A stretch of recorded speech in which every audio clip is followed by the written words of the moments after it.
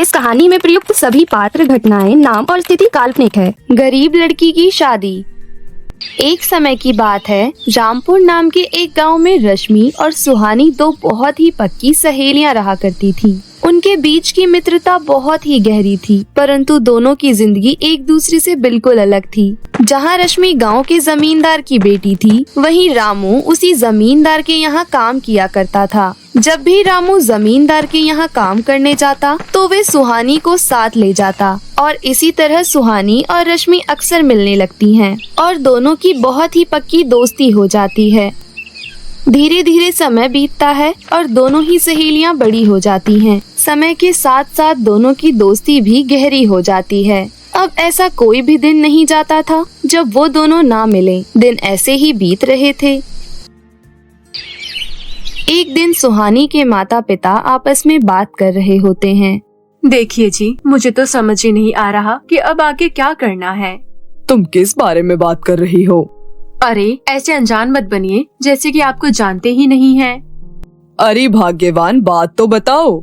इसमें बताने वाली क्या बात है, आप खुद ही देख सकते हैं। सुहानी की उम्र शादी लायक हो गई है। हमें उसके लिए लड़का ढूंढने चाहिए, लेकिन हमारी गरीबी की वजह से हमें कोई अच्छा लड़का कैसे मिलेगा? बात तो तुम्हारी बिल्कुल सही है। हम जैसे गरीब से आखिर कौन ही रिश्ता करना चाहेगा, लेकिन हमें कोशिश तो करनी ही पड़ेगी ना। आखिर बेटी भी तो हमारी ही है। इसके बाद रामू सुहानी के लिए रिश्ते ढूंढने लगता है। कुछ लड़के घर तो आते हैं, परंतु रामू की गरीबी देखकर रिश्ते के लिए मना करके वहाँ से चले जाते हैं। दिन ऐसे ही बीत रहे होते हैं। एक दिन सुहानी रश्मि के घर से देर से आती है। सुहानी, तुझे कितनी बार कहा है, अब तेरी उम्र पहले की तरह छोटे बच्चों वाली नहीं रही। तू बड़ी हो गई है, अब समय से घर आ जाया कर और ऐसे रोज रोज जमींदार जी के यहाँ जाने की जरूरत नहीं है। माँ, आप तो जानती हैं ना, मैं और रश्मि कितनी पक्की सहेलियां हैं। ऐसा कभी नहीं हो सकता कि हम किसी दिन ना मिलें। एक दिन शादी हो जाएगी और तुम दोनों अलग अलग घर चली जाओगी, फिर तो तुम्हें अलग अलग ही रहना पड़ेगा। माँ, ऐसी बात मत करो। वैसे ये सब छोड़ो, तुम्हें पता है आज रश्मि को देखने के लिए लड़के वाले आए थे और रश्मि उन्हें पसंद भी आ गई है। वो लोग रश्मि को और मुझे पैसे भी देकर गए हैं। रश्मि का तो समझ आता है, लेकिन तुझे क्यों पैसे दिए? माँ, मैं उसकी पक्की सहेली हूँ ना, इसलिए दिए होंगे। वो दिन भी ऐसे ही बीत जाता है। एक दिन जब सुहानी और रश्मि आपस में बैठकर बात कर रही होती हैं, कि तभी रश्मि अचानक से उठ जाती है और कहती है, अरे यार, बातें करते करते ध्यान ही नहीं रहा समय का। देख, 1 बज गई है, हमें शॉपिंग पर जाना है और मेरे लिए शादी का लहंगा लेकर आना है। ठीक है, चलते हैं।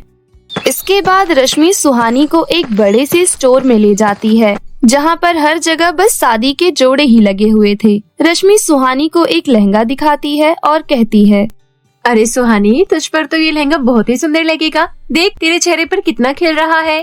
अरे ये शादी का लहंगा है और शादी मेरी नहीं तेरी है। तू अपने लिए लहंगा देख। हाँ, शादी मेरी है, लेकिन तू मेरी सबसे पक्की सहेली है और मेरी शादी पर तू मेरी जितनी अच्छी ही दिखनी चाहिए। तू ये बता, तुझे लहंगा पसंद है या नहीं?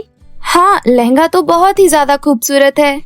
इसके बाद रश्मि सुहानी के लिए भी लाल जोड़ा ले लेती है। रश्मि सुहानी और अपने लिए शादी के गहनों की शॉपिंग भी करती है, लेकिन सुहानी को समझ नहीं आता कि आखिर रश्मि ने उसके लिए गहने और कपड़े क्यों खरीदे हैं। फिर वो दोनों सहेलियां घर आ जाती हैं।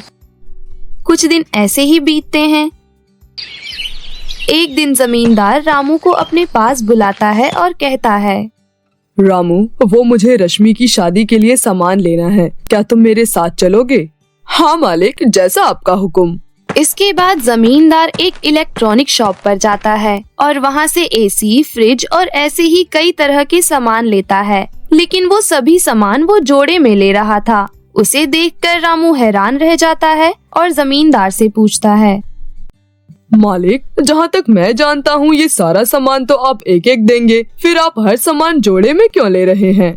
जमींदार रामू की बात का कोई जवाब नहीं देता। फिर वो लोग घर आ जाते हैं। धीरे धीरे शादी का समय नजदीक आता है। जमींदार सुहानी, रामू और रामू की पत्नी तीनों को शादी में सुबह सुबह आने का ही निमंत्रण दे देता है और आखिरकार शादी वाला दिन आ भी जाता है। रश्मि मेकअप आर्टिस्ट को अपने रूम में बुला लेती है और उससे अपना बहुत ही सुंदर सा मेकअप करवा लेती है। जिसके बाद वो अपना सुंदर सा शादी का लहंगा पहनकर तैयार हो जाती है, जिसे देखकर सुहानी कहती है, क्या बात है रश्मि, तू तो आज सच में बहुत ही ज्यादा खूबसूरत लग रही है। जीजा जी तो तुझे देखते ही बेहोश हो जाएंगे।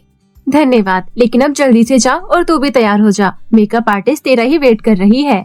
तभी वहाँ पर जमींदार की पत्नी आ जाती है और सुहानी को देखकर कहती है, अरे सुहानी बेटा, तूने अभी तक मेकअप नहीं करवाया, जा जल्दी से मेकअप करवा ले, फिर तुझे अपना लहंगा भी तो पहनना है ना। सुहानी को ये सब कुछ समझ नहीं आ रहा होता, लेकिन वो जमींदार की पत्नी को मना भी नहीं कर सकती थी, इसलिए वो मेकअप करवाने चली जाती है और मेकअप आर्टिस्ट उसका बिल्कुल ब्राइडल वाला मेकअप कर देती है और फिर उसे शादी का लहंगा भी पहना दिया जाता है।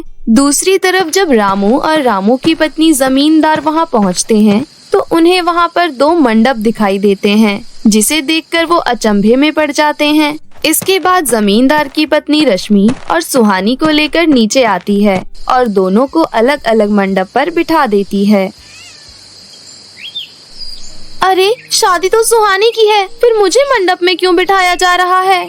माँ, पिताजी, लगता है अब हमें इन्हें सारी सच्चाई बता ही देनी चाहिए। सच्चाई? कैसी सच्चाई? रामू, बात ऐसी है, जब लड़के वाले रश्मि को देखने आए थे तो उनके साथ उनका छोटा बेटा भी आया था। उसने जब सुहानी को देखा तो उसे सुहानी एक बार में ही पसंद आ गई और तुम्हारी हालत जानने के बाद भी उसने सुहानी से शादी करने का मन बना लिया। मैं जानता था कि तुम अपनी आर्थिक स्थिति की वजह से सुहानी की शादी नहीं करा पा रहे हो, इसलिए मैंने भी झट से हाँ कर दी और फिर तभी से मैं अपनी दोनों बेटियों की शादी में लग गया।